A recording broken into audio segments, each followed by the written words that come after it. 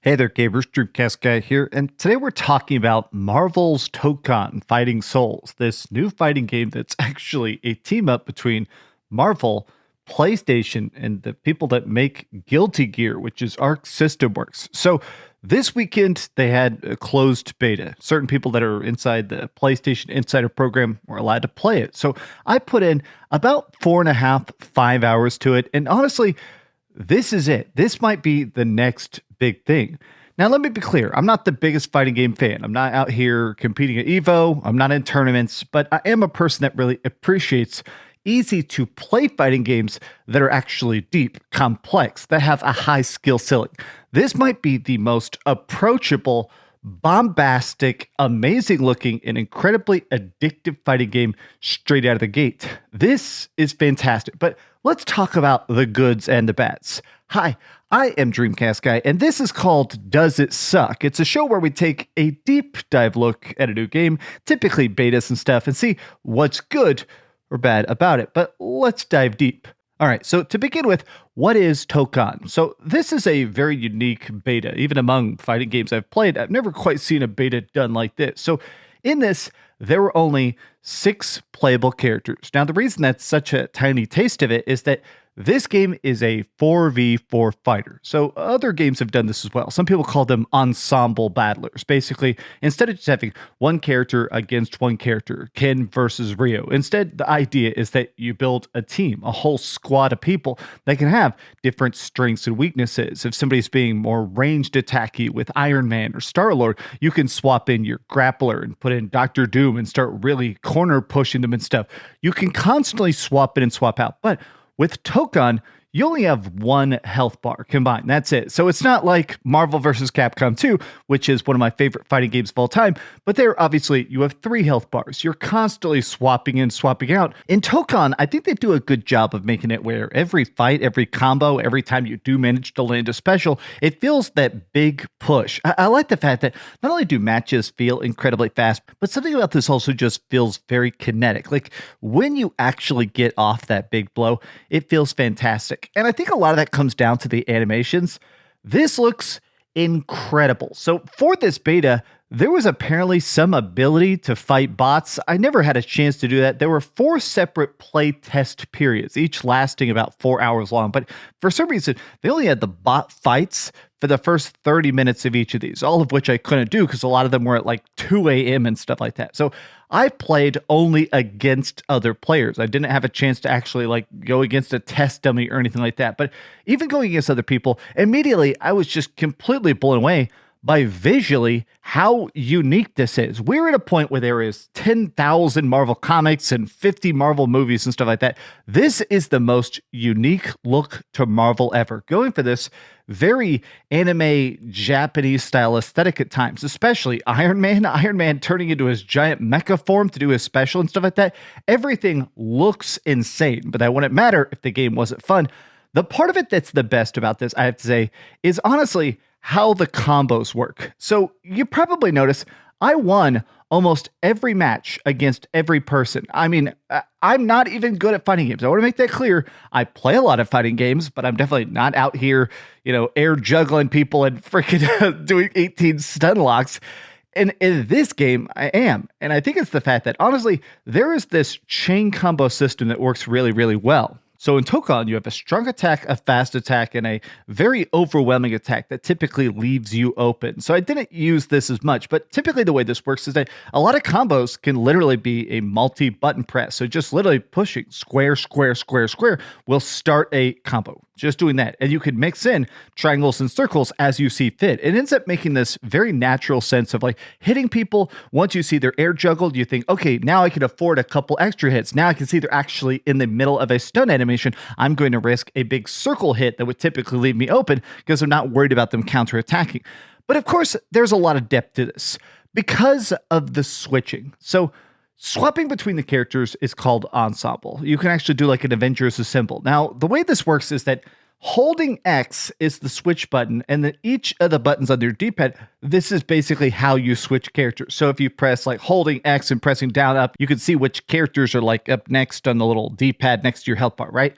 But you could do that for assists. So you can call people in, like having Storm or Miss Marvel do a hit, and then after they've done their hit, they can be swapped into. So it makes it where not only can you have your other teammates help in a combo, which feels surprisingly natural because you really can just be doing a combo and tap X in the middle of it and have them come out and also land a hit. But on top of that, it feels cool that in the middle of a combo, you could switch into another character and resume their combo. Here's my thing. I really wish we had more characters. 6 characters in such a robust, deep beta. I'll be honest, if the roster of this game is 20 characters, it's going to win all the awards. I mean, straight up. My favorite fighting game of all time, Marvel vs. Capcom 2. Obsessed with it. Literally in my living room, I have an actual freaking arcade cabinet of Marvel vs. Capcom 2. If this has a roster even near a third of that size, but with this amount of depth, this is going to be my new Marvel vs. Capcom 2. Okay, but I want to go back to like talking about the combos and the special system. So the 6 total characters we have in this beta are Captain America, Miss Marvel, Iron Man, Star-Lord, Doctor Doom, and Storm. And what's cool is that they do all feel different, they all play different, but there's still like this underlying sense of logic that is definitely what Guilty Gear does best. I love Guilty Gear Strive a lot, and I do think that part of the reason that Strive became such a massive success is that it was a fighting game that kind of taught you how to play it. I do think that a couple of years ago especially, there was a big problem with a lot of fighting games that didn't want you to actually kind of figure it out. They just throw you in the deep end and hope you figure out how to swim. These new games, Arc System Works has become the king of not just having incredibly fun gameplay, but making it where anybody can pick it up. All right, now I've got a couple combos. Now I can open up the menu and see a couple extras. Oh, here's an idea for an extra juggle I didn't consider. This game does that better than ever. But the way this works is that you have a block meter that will actually reduce the damage taken. Obviously, typical block stuff. It does feel like the block meter is incredibly generous, which I think it should be. I think the only time like you should get staggered and shattered and stuff is when a game is, in my opinion, just if somebody is just going ballistically blocking, that's the person that should be staggered. It seems like that's very generous. You also have a special meter, but it's not in the typical sense. It charges up to 120%, but don't just think about it as just a special meter. It's your special resource meter. So it charges something like Iron Man's laser beams or rockets, or if you're switching to actually Star-Lord, he's got stun grenades and stuff. They use bits of that resource. So I like the idea that people can't just sit back and spam a cheap move that's strong. It does feel like there's this really good balance where you have to stay glued to somebody punching the hell out of them. The only 2 characters in this that feel incredibly weak, maybe it's just my own testing. I mean, obviously, I only played about 5 hours of this. Miss Marvel seems bad. Maybe there's just some like trick to her I haven't figured out, but Miss Marvel and Storm both just didn't feel as good. I fought a couple good Storms, but every Miss Marvel I ever went against, I absolutely stopped. My best character was Star-Lord. I actually had times where I would like whip 10 people's butts in a row with my Star-Lord. But the last thing I want to talk about is how cool these stage transitions are. So unlocking characters in these matches and stuff like that, you start out with 2 of the 4, and you just have those 2. You could switch between them. But whenever you lose a round, you unlock one of your characters. And whenever you knock people through the barriers, basically pushing somebody to the edge of a map and then doing a combo, you'll knock them off one part of the stage onto the next part of the stage. And it's mostly just an animation. These don't have like physical objects in the arena and stuff like that, like some of the Mortal Kombat games had and stuff. This unlocks another character though. Whenever you do one of these screen transitions, it unlocks your 4th and final character. And I like the fact that, honestly, the good part about these stage transitions is it does create a good reset, which is that a lot of times it does feel like this game does have a little bit of corner favorability. Maybe that's just me, but there's like kind of a concept in fighting games where if you're really just having somebody corner, hammering them against a wall, they can't react as well. They can't move. They can't as well jump up and do an air dash over you. They're kind of stuck in the corner. Being able to knock people off the screen and reset back to the middle, I think it could create a good sense where the momentum does not feel quite as skewed. But in my experience, it does still feel like corner killing in this is a little too strong. I have had pretty much, I would say, 95% of the times where I put somebody into a corner, they basically never touched me ever again. And again, I'm not saying that I'm a good player. It's that I think a lot of times this game does just seem to make it where once you have somebody in the wall, they can't really fight back.